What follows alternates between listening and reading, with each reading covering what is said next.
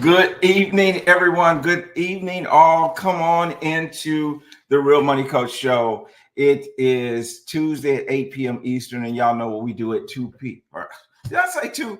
8 p.m. Eastern. And y'all know what we do at 8 p.m. Eastern every Tuesday night. We have the Real Money Coach Show. And so put in the chat where you are watching from. What part of the country, what part of the world that you are joining us. We love to have you as we continue our series today. We're going to continue our series about Project 2025. And it's so interesting. This past week, I was at a master class. Some of you may have saw it on social media, Master P Master Class. Took place in Dallas, and it just a lot of people are interested. And as I run into people, my wife running into people, it's like, what is Project 2025? I heard of it, and you may have even seen some of it being mentioned at the national convention, the DNC. And so what I'm really proud of is that we're digging into it. We're giving people more information about it than probably you ever had thought that you would get.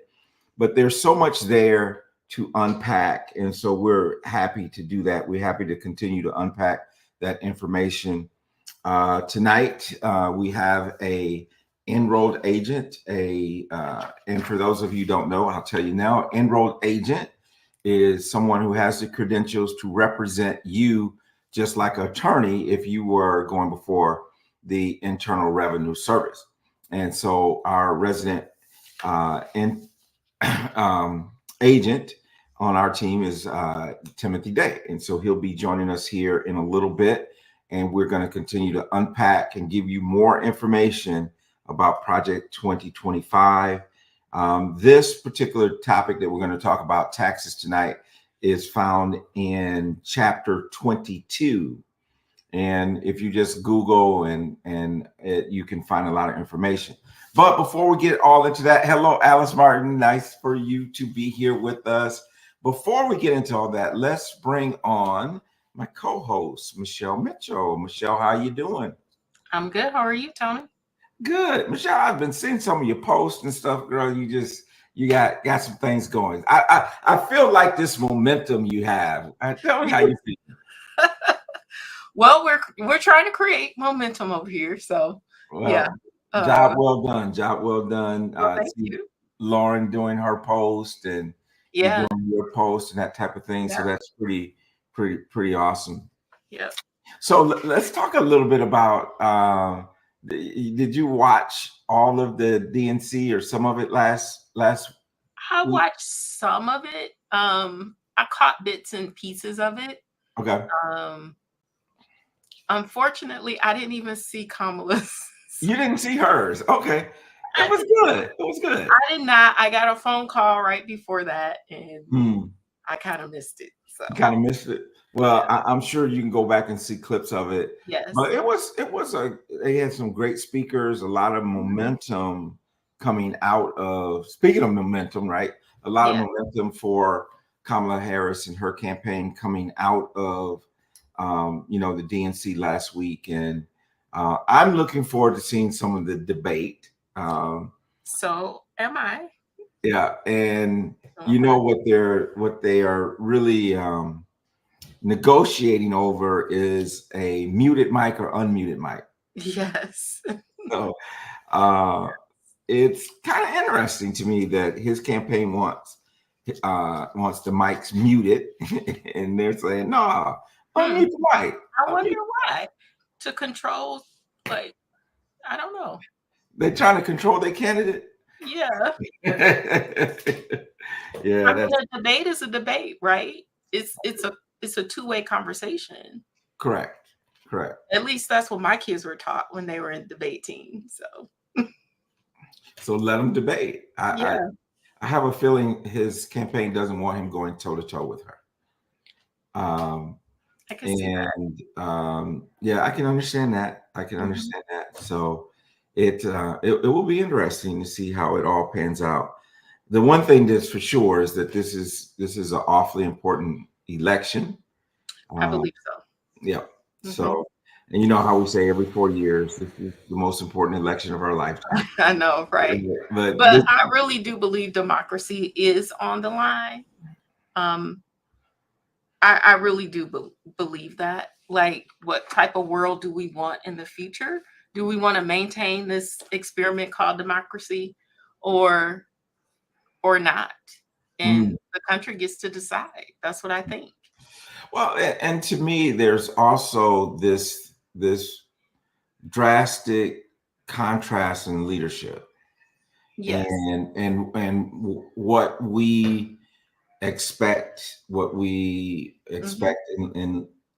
our leaders, what we expect that to look like, and who we want in terms of integrity and in ethics and all that type of thing. And so, I guess I heard someone say it like this: is like, okay, we have two candidates running for office, and which one would you let keep your kids? Right. Right. I Which know, one would right? you let? It's just that simple. Which one would you let babysit your kids? Yeah. So, in interesting times. So, Very, very interesting. so what have you thought about this whole series we've done so far on Project 2025? I mean, so far it's been enlightening. You know what they think. I think what they think about us. Their character is showing. Yeah. So that's what I think. So this live TV, if you need to take a break, get your. I was going to hand you a cough drop, but just sorry, didn't work virtually. But I know, sorry. Yeah, no, you're good. I'm good. But yeah, that's what I think. Characters showing. If you want to go back to the 30s, 40s, 50s, and how women were treated, like from a woman's standpoint, like I enjoy my independence. I enjoy the freedoms that I have to make decisions for myself. So, I think growing up in the 80s, we were coming out of that, and it's just been ingrained in me to be independent. And even though I've been married for 32 years, I am an independent woman. You can ask my husband that. I did. He didn't agree. No, I'm just So I believe in that. And the way I raised my daughter is for her to be independent, have her own opinions and thoughts about things, and not allow people to, control what she does. Like she is able and capable of making decisions for herself. And that's how we raised her. That's how we raised our son. So it's not gender specific in our family, so I would like to maintain our independence, and being able to decide for ourselves what we want. Yeah. I think that's so important. As you mentioned, having the independence and the freedom to make our own decisions. And when we start taking away a person's rights, where do you draw the line? Exactly. Where do you draw the line? Where do you draw the line? And I know one of the big controversial issues is, reproductive rights. It's a big one. And I think regardless of me, the whole abortion issue, good evening, Sheila. I don't, I'm not a proponent of it, but I am a proponent of someone having their right to choose. Right. And and God has given us that right? God has given us choice. Exactly. I had this whole discussion with somebody last week, and he gave us choice. He gave us choice for a reason, because he could have ruled like, you just can't do, you're not gonna do that. I am not going to allow you to do that. I'm not going to allow you to do that. Right. But he gave us a free choice of will that we could choose between what is right and what is wrong. Right. We can choose him or not choose him, and he gave us life. Yeah. Right. So, and that's my feelings on it. I mean, my feelings and I one of the quotes that I like about Martin Luther King, he said that you can't legislate a man's heart. Right. And you can't have laws that will tell people what to do. And when we shouldn't put our right or wrong on someone else, right? Mm-hmm. Now, and so I think that's it. I think that's very important. And there's so many, all the things that we see, the different things that we see on TV, they are really, there's surface issues, right? Yes. There's so much deeper than what we see in terms of, people holding signs or saying, this or that. It's all much deeper than that. Oh yeah, for sure. And so it will be very interesting in the next 70 days or so to see how all of this pans out and all that good stuff. And so I've actually recommended for a couple of people to go back and watch our two previous shows, one on the Department of Education, and then the other one last week where we were talking about criminal justice. So, right. So I do just really recommend people go back and because it was do great. recommend that. Yep. I do. Hello, Ruth Bell. Thank you for being here this evening. And so tonight, like we mentioned, we're going to go into the taxes and what's there in terms of Department of Revenue. And as I mentioned, we have Timothy Day, enrolled agent with the IRS and the owner of Day One Financial. And so we're going to take a couple commercial breaks. Hello, Kimberly and Dr. Anita Harris as well. We're going to take a couple commercial breaks and we'll come back with Timothy and we'll let him educate us a little bit on some of the tax things that are in Project 2025. Awesome.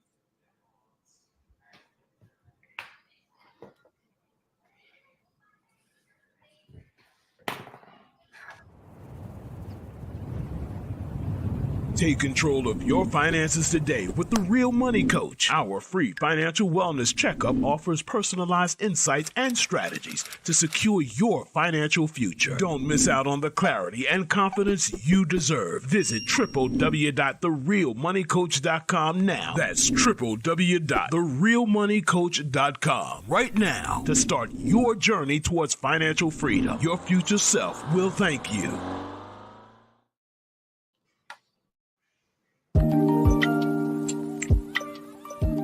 Do you have passion for your business but feel like your finances are falling short? Running a business takes more than a great idea. It takes a solid financial plan. Mitchell Consulting can help you turn your passion into profit with their financial advisory services. Get the financial guidance your business needs. Contact Mitchell Consulting to learn more about their passion to profit capabilities.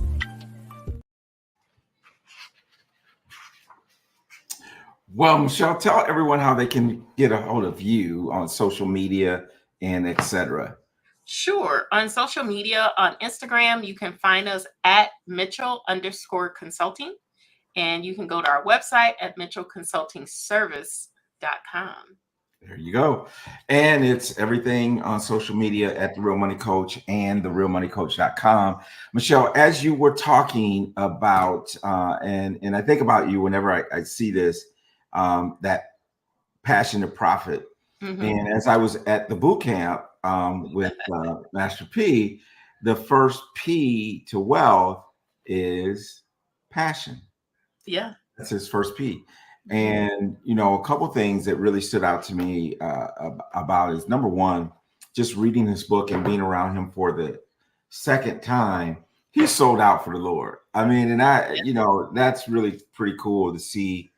And great book. I've been reading it. Just a great story. But the first P is passion, and the first P is passion. That's the girl. I know, right? And guess what the last one is? Profit. Yes. Yes. So it's passion, power, product, promotion, and profit. Yeah. So I was like, that's I bookended. Right? You bookended. So that's pretty cool. So let's do this. Let's bring Timothy Day on. Timothy, how are you? Good evening. Welcome to the Real Money Coach family. Yes. Yeah, you're one of the real money coaches. We got 3 real money coaches on the screen tonight. So, man, always good to have you on the show and to share your expertise. Normally, I say a little bit about the different changes. This is in chapter, as I mentioned, chapter 22 of the 900-page document that is known as Project 2025. And the tagline on it is the presidential transition plan. So That's funny. yeah, that's what it is. And one of the things I liked about Walsh, the candidate for vice president, he says, listen, no one puts together a plan without using it. That when you put together a game plan, you plan to use it, right? You plan to execute the plan. You plan to execute the plan. That's right. And so we need to be aware. So Timothy, I was just gonna let you take some time and share with us your viewpoints, what you saw in there, and we can chime in as you kind of go through any points that you might have. And by the way, as I look at that, I love that day one financial. Day one financial. Anita Baldwin, thank you for being here from New York as well. So Timothy, tell us what you see in there. Well, we'll start off, first of all, I think, the individual income tax section is probably one that most of us probably would have some interest in. And one of the things that, as I look at the plan that they are proposing reducing the tax rates to either 15% tax rate or 30% tax rate. Right. So why is that significant? Our current tax structure is such that we have a graduated tax table. So, your first $11,000 of first money that's taxed is taxed at a 10% rate. The next level of money is taxed at a 12% rate, 22%. It goes all the way up to a 37% tax rate. Okay. So when you think about having 2 tax rates, 15% and 30%, it sounds like it's simplified, but it really means a tax increase for those in the lower tax bracket. Because their monies that was previously taxed at 10% or 12% under this new plan would be taxed at 15%. So that results in a tax increase for those individuals. Likewise, any income that's above the threshold that's at the 22% mark would then be reduced down to the 15%. So there could be some savings, but I did a little research, and the average salary for U.S. citizens is about $56,000 a year. Okay. That is within the threshold that there would be no savings for those individuals going to a 15% tax rate, because the increase of the 10% to 15 and the 12 to 15 is greater than that reduction from 22 down to the 15. Right.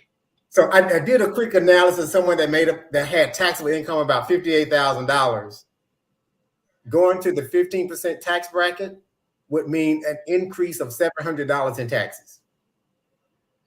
So the math and don't math. Yeah. What they're saying. Math ain't right? mathing. It ain't math. The math ain't mathing, right? Yeah. Well, and then I think that there's, in a simplified structure, there's also elimination of some of the credits, like earned income credit, child care credit, some of these type of things that help working families from a tax standpoint would go away. Yeah, they talk about an elimination of credits and elimination of certain deductions. Yeah. So, deductions help to reduce your taxable income. Credits help to offset your tax liability. So if you take away those things, the net result is an increased tax. Yeah. Yep. Right.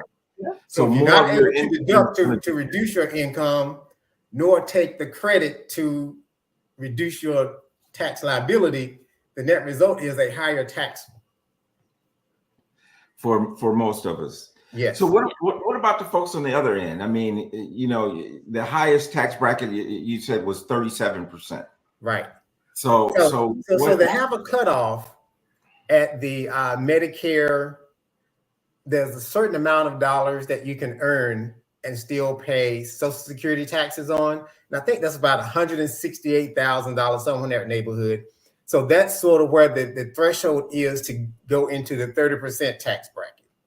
So, Okay. so for those individuals that are making, you know, above that, say $168,000, they would be in a position to perhaps receive a tax reduction, a reduction in their taxes.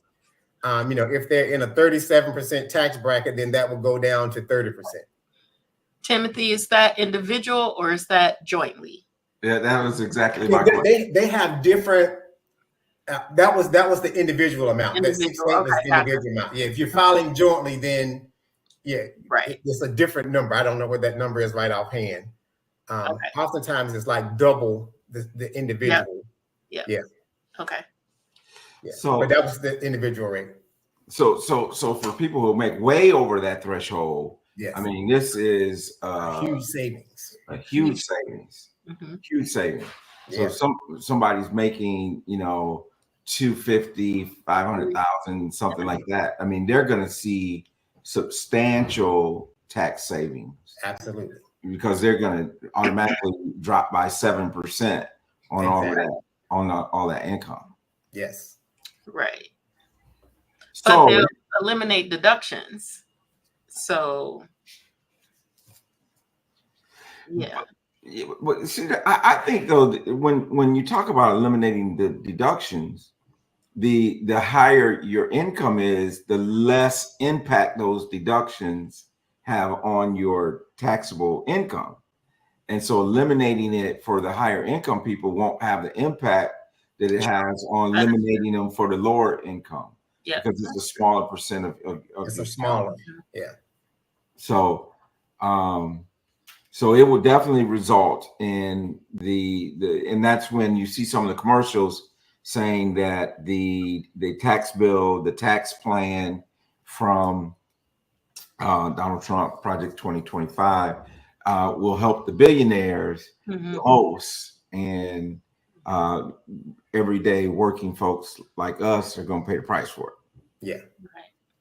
And Okay. so to add to that, on the billionaire side, you know, a lot of their income is through investments.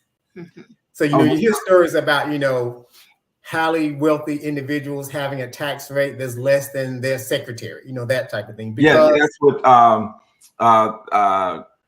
what's his name says. Man, why am I drawing a blank on his name? You know what I'm talking That's about? fun. The investor. Buffett. Buffett. Buffett.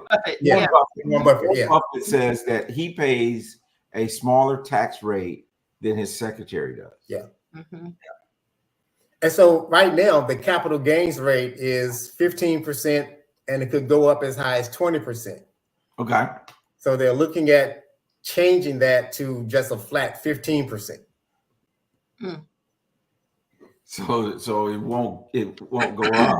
Right. Now, are there, with that investment, that that long-term tax rates, are there exemptions or anything in that area that they're looking at that you can see? But I didn't see anything that spoke to any exemptions in that area. But there is one other thing that I would like to bring out in that section about this net investment tax. So in addition to the 37%, that if you meet certain thresholds, now, if your investments are large enough to subject you to the net investment tax, that's an additional 3.8%. And so they're looking at doing away with that as well. Mm. So basically you're going from a 23.8% investment tax rate down to 15. 15. Yeah. That's almost 50%. Yeah. That's quite a decrease. Yeah. Yeah. And who has the most investments? The wealthy. Exactly. Oh, and institutional investors, very wealthy. Institutional investors, yeah. Yeah, and that's why a lot too, when you get at that level, a lot of their compensation is given in the form of stock. Exactly. stock options, right? So you may have a CEO of a Fortune 500 company making 500,000, but 250,000 of it may be stock in the company. Yeah. Right. And so then all they got to do is hang on to that for a year, and instead of paying a Long-term. 37% Yeah. tax rate on it, they pay a 15%. Exactly. Yeah. Becomes a long-term capital gain subject to. Right. So if they hang on to that for a year and take it out, they're going to pay a much lower tax rate than they would. And even under the new system, well, it's currently that way under the system today, but Right. that would seem to continue in the new system and even be a sweeter deal for them. Exactly. Yeah. So now, wait a minute. So now what happens is for very wealthy people, you're going to go from a 37% tax rate down to a 30. That's 7.5%. And then you're going to save another 7.5% on your long-term capital gains as well. Yeah. So my figuring and my math said that's 15% tax cut for the okay. It's interesting. I read something about the new CEO for Starbucks and his new compensation package. Mm-hmm. So I just did a little Google search, and he's getting $23 million in shares for his bonus. Right. In shares. In shares. So, okay. Right. Hang on to that for a year. Exactly. And if you even cash it out in a year, you're going to be paying Yeah. Much less tax. Yeah. Yeah. Much less in taxes. Yeah. Very interesting. Very interesting. So, But then mathing for them. Yeah. But then it gets even sweeter, on the corporate side. Okay. Under the Tax Cut and Jobs Act, the corporate tax rate was a flat 21%. And remember, in that particular bill, the corporate tax rate did not have a sunset date. So it was evergreen to remain at 21%. 21%. So they're proposing in Project 2025 to reduce that from a 21% tax to an 18% tax. So I did a little research. So I looked at the Dow Jones 30. So the 30 companies in Dow Jones. So I looked at what were their net earnings for 2023. So for those who may not know, Dow Jones is your 30 largest publicly traded companies in the United States. Yeah. Okay. So like Coca-Cola, Walt Disney, Nike, IBM, The 30 largest. Okay. Yeah. So tell me what your research showed you. So research showed that if I add up the net income from those 30 companies, their net income totaled $471.6 billion. Okay. At 21%, their tax would have been $99 billion. At 18%, the tax is $84 billion. So that's like a $14 billion reduction. Right. Okay. Now, who's in a better position to pay the tax? Right. The corporations. The corporations. Right. And just so people understand the way government works, government collects taxes so that they can fund programs and infrastructure and the military, right? Yes. Right. So if you have how much billion less? 14 billion. 14 billion less, that they got to cut it from somewhere. What programs are they cutting? Well, and okay, so and y'all who are watching, I know we nerding out, right? I know we're nerding out on you tonight, right? But it's important that you understand the bottom line is, okay, so there is discretional spending and non-discretional spending when it comes to our government. The non-discretional spending is Social Security, Medicaid, Medicare, interest on the national debt, which make up over 90% of every dollar collected by the Internal Revenue Service. And so now we then have this other piece where we got the rest of that money is what we fight over, right? That's what we talk about, what programs. And you better believe that if there's going to be those type of cuts, they got to make up for it somewhere. Mhm. That's where I think the individuals are playing more. Mhm. They're gonna take the few, the wealthy, reduce their taxes, and then the average Joe, right, Mhm. is going to pay more in taxes to make up for those reductions. Yeah. And then, like you said, Michelle, taking money away from programs that probably benefit the people who got lower the tax income, increase. Mhm. the marginal communities, like Mhm. like the African American and Hispanic community, even probably some of the programs that support women health, community health. All these programs really could suffer under this new tax code because it just won't be as much money available. Right. Yeah. So should we really be paying attention to this stuff? Oh, Yes. Absolutely. absolutely.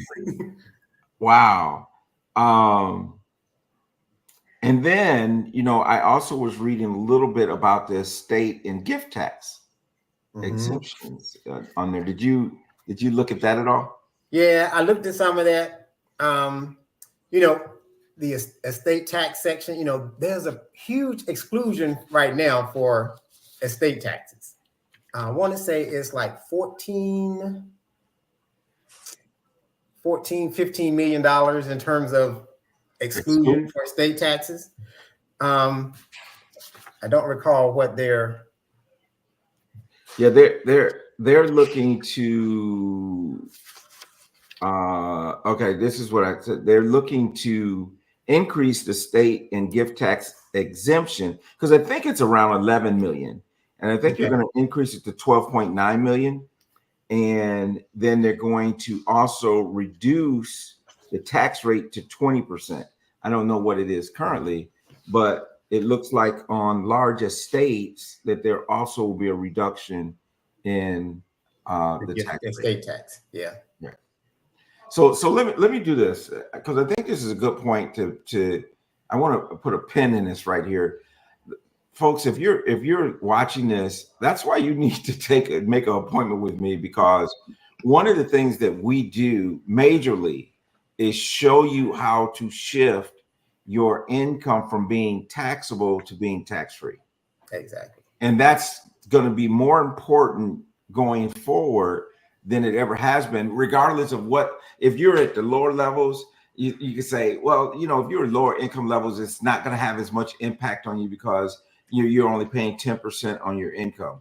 Well, now you're going to be paying 15%, and you're going to have more of your income being taxed. So it's even more important to utilize the tax code, putting your especially your retirement funds into something that's going to be tax-free. Now, to make a point here, also, when we talk about estate taxes, and we're talking about 11 million currently, 12 million exclusion, it does not count your 401k, your TSP, your pension does not count in that exclusion. That's going to be taxed regardless of how much it is. If it's $1,000, they're going to pay taxes on it, right? So it's very important to schedule an appointment with us. We need to talk about how we can help you mitigate some of the taxes. And I tell people this is it's kind of like insurance, right? Well, I guess it's insurance, but it's like you can't wait for your house to be on fire to buy a policy.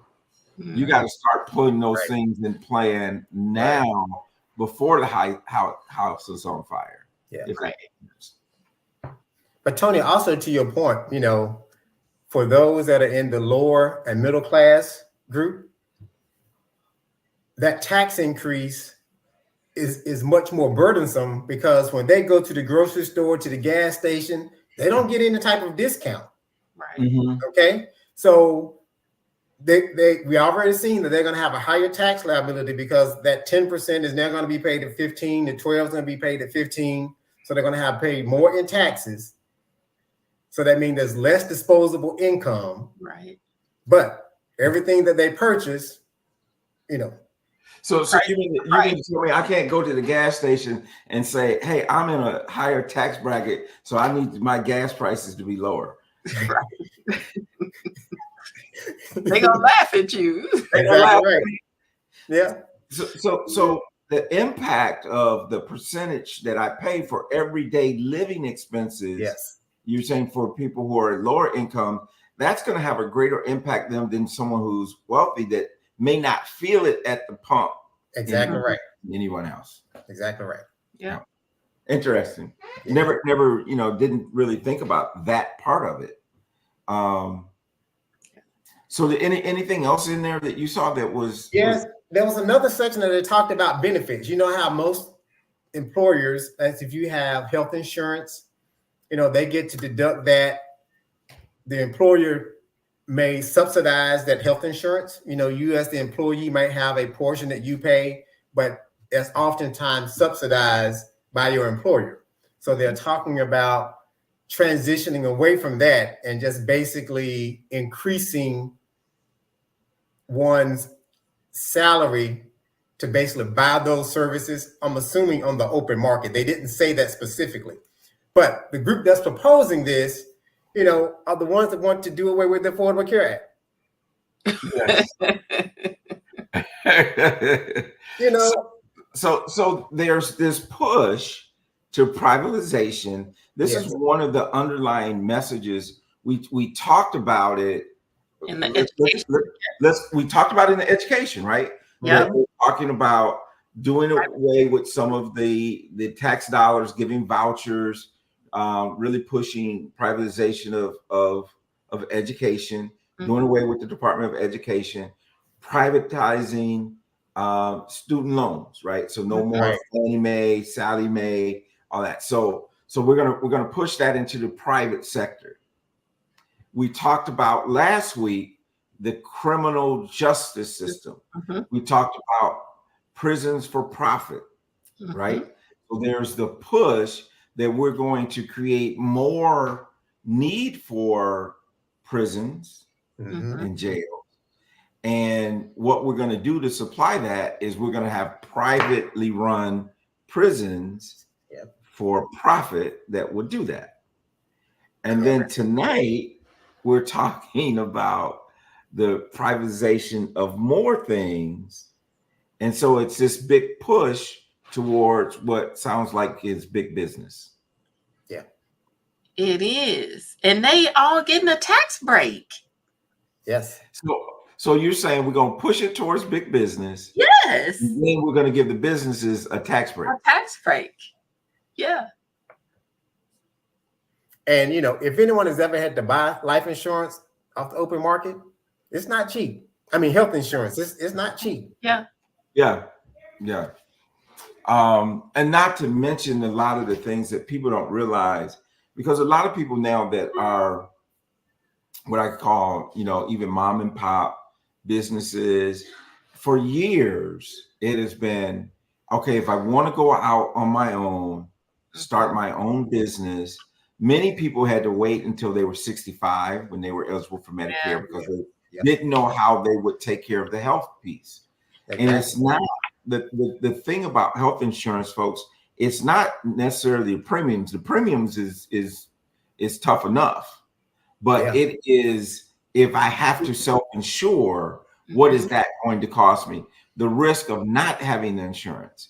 And so with the Affordable Health Care Act, which I thought it was interesting, Obama's one-liner, right? Yeah. As it becomes popular, they don't call it Obamacare anymore, but the Affordable Health Care Act leveled some of that out. So if you're working with one of your clients, both of you, work with businesses, and now they want to go out on their own, they want to get off of the corporate plantation, or however way you want to say it. Right. One of the big issues is always, how do I get health insurance? But under the Affordable Health Care Act, now I can get health insurance. I don't necessarily have to worry about pre-existing conditions, Correct. and it's accessible and more affordable. Yeah. But if you do away with it, it's going to make it harder for the small businesses to make those leaps of faith, leaving their employer and their employer's plan and going out getting something on their own. Yeah. Yes. And also remember, the Affordable Care Act also did away with the lifetime limits. Remember, there used to be lifetime limits that, maybe an insurance company would pay like $1 million in claims, and that you hit that threshold, They stopped paying. Yeah, You got to find somebody else, right? exactly. Good luck. Good luck Yep. doing that because of your history, right? Yeah. So, and well, also, like those high deductible plans, if you get a plan that, you got a $5,000 deductible, Right. you don't have any coverage until you pay the first $5,000, basically. right. Yes. Pray for good health, right? Absolutely. So, yeah. But then our people are probably living in food deserts where they're surrounded by fast food places, the things that are just not healthy for you. Which contributes to your ill health. Exactly. Mm-hmm. Right. And then, of course, the prescription drugs, Mm-hmm. Yes. The cost of prescription drugs and all those type of things as well. So there's a lot of dynamics to this. It really is. I think, not just because, it's Real Money Coach, but I think everything, is financial, right? Everything is financial. When you look at all of these things, it's who's going to benefit from it, who's going to suffer the most. Yeah. So, which is also, this is kind of a little bit off topic, which makes me just really kind of irk a little bit at our whole election system, because when you think about it, it's not the popular vote that gets you even in office. That's Right. presidential. So the things that we're talking about probably affect more of the population than anybody else, right? The majority of the population, the things that we're talking about tonight, the things we've been talking about the last couple of weeks, affect more of the population. But the popular vote means nothing if you don't win the right states. Right. And so, very interesting dynamic. And I know that, there's been even today lawsuits filed in Georgia about some of the election, things and processes. So it's crazy. It's crazy out here in these streets, these It really is. And so, so we really need to be a part of the process and understanding that. And that's again the reason why we even did these series. And Timothy, I appreciate what you done brought down. You done broke it down for us tonight. Anything else? What else is in there that maybe we ought to be a little bit concerned with?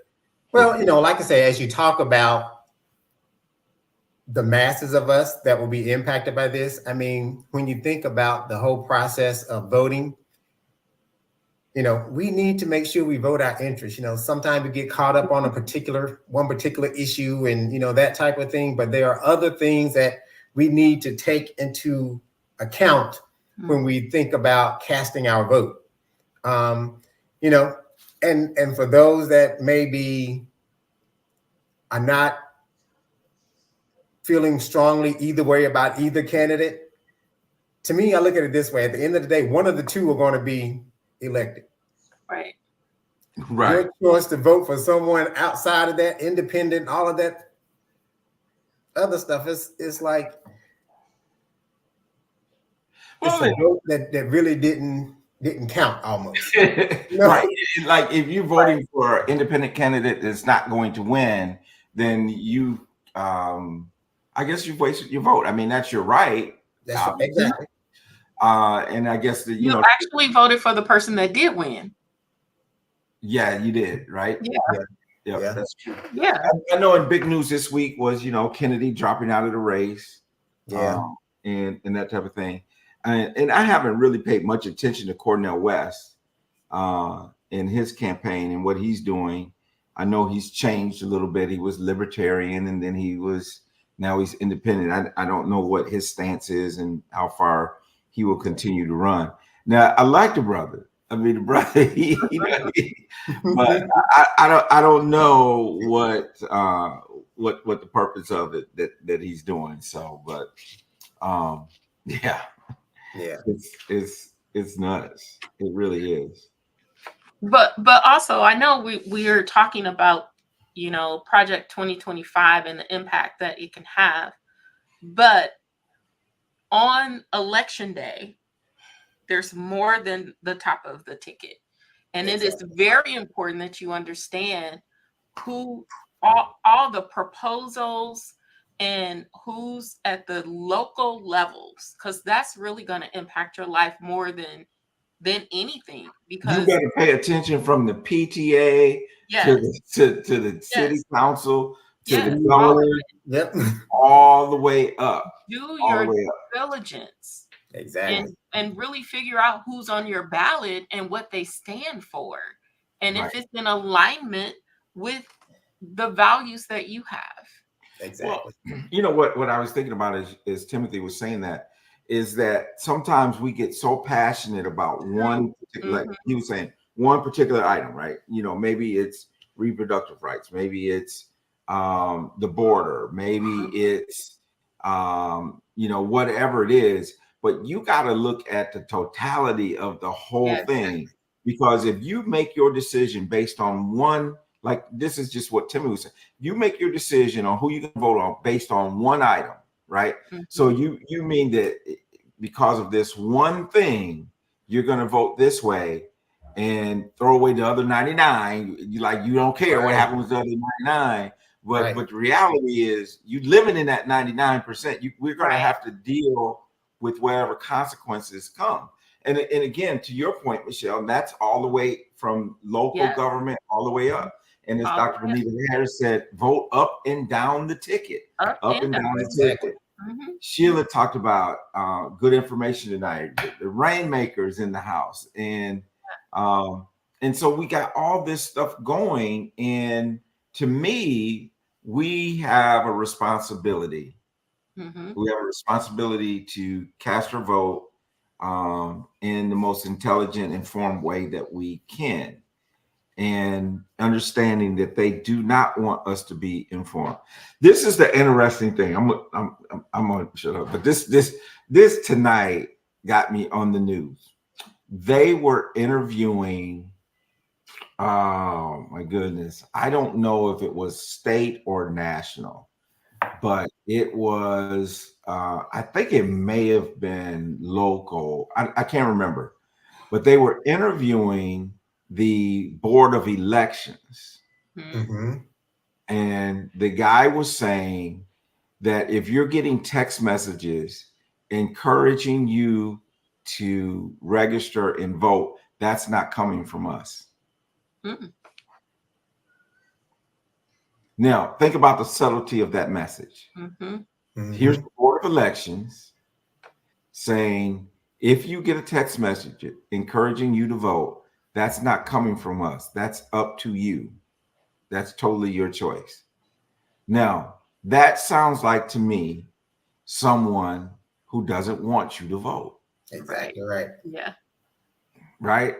Yeah. How are you going to be the Board of Elections and not encourage people to vote? Right. What's your agenda? Exactly. What's your agenda? What's your agenda? Yeah. And also to those that feel their vote doesn't count, if your vote really didn't matter, would they fight so hard to keep you from voting? Keep you from voting. Absolutely. Right. Yeah. Right. And I know here in Michigan, because we have smaller counties, there have been people on the ballot that have won by one vote. Yeah. One vote matters. Because we have smaller counties. Maybe it's only 500 votes was cast, and one person only needed one more vote. One vote. Yeah, one vote. Yep. So it matters. One vote. You can sway it one way or the other, right? Right. So make sure your vote is heard. Even in the tax code, Timothy, Yeah. if the threshold is $1, that Yeah. $1 $1 Yep. can put you in a higher tax bracket, They right? sure can. $1 under the Project 25 could move you from 15 to 30. 30. Right? $1. So don't. And we'll be asking Timothy, is there any way or have a deduction or something to reduce that dollar? There'll be like a certain candidate say, I need to find 11,000 votes. Right? Can you find me one more dollar of credit on tax return? I need one more. But yeah, it is serious, and it's just good for us to be involved in the program, right? Nita says that's your power, it's your voice, it's your vote, right? Exactly. One vote. Sheila said one vote, Mm-hmm. one vote, and like you said, if our voting wasn't important, number one, they wouldn't have kept it from us so long, and they wouldn't be trying to suppress it now. And I think one of the things that we are going to do is we're going to have someone to come on and talk about the suppression of voting and what can be done. And I think we have someone lined up from the state of Georgia. There's an interesting thing going on in Georgia right now, too. Yeah. So we're working on that. We're working on getting that person on the show to talk about the efforts to suppress the vote. I think this has been great information. Timothy, thank you again. Absolutely. Any last words? Like I say, be mindful of when you cast your vote, look at the entire picture. Look at the entire picture. But I do encourage you to go vote. Take somebody else with you when you go to vote. Pick up cousin in them, right? Exactly. That's right. That's it right there. That's it. Like and to that point, the Voting Rights Act is something that has to be continually adopted. Mm-hmm. So it's sunsets. Exactly. It's sunsets. Yeah. Exactly. It's sunset. And that was one of the interesting things that you brought up tonight that I didn't realize is that some of the corporate tax cuts do not have a sunset. Right. Some of the individual things we know sunset in 2026 if they don't do something different. Mm-hmm. So Timothy, you've displayed a extreme knowledge tonight for our viewers.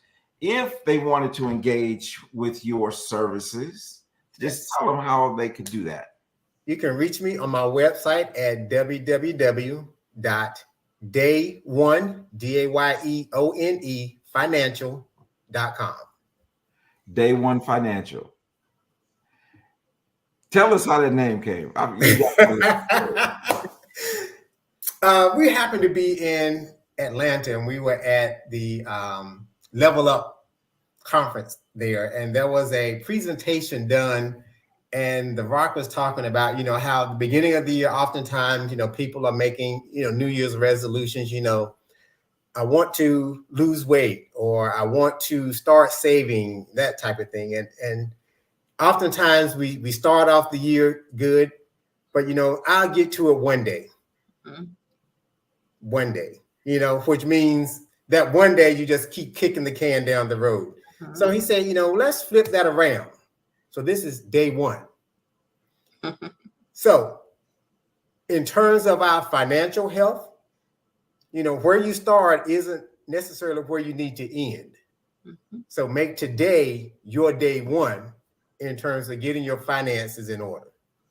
Day One Financial. There he is. Day One Financial. There he is. Day One Financial. Timothy Day in the house. Always a pleasure. Yes, sir. And my baby said we need to mentor people to vote because the process can be intimidating for some. Yes. And that is so true. And so we need to shout it from the mountaintop. Let's get it done. Let's get it done. Let's make it happen. All right, let's do it. With that, Real Money Coach family, thank you for joining us. Please spread the word that we're talking about Project 2025 for another 4 weeks, and then we just want you to be informed. With that, God bless you. Make sure you subscribe to our YouTube channel. Matter of fact, if you're not subscribing, go out there and subscribe it now. Invite others to do the same. My name is Tony Jackson, Real Money Coach, with my co-host Michelle Mitchell, Mitchell Consulting, and my boy Timothy Day, Day One Financial. Y'all have a good night. Good night. Good night.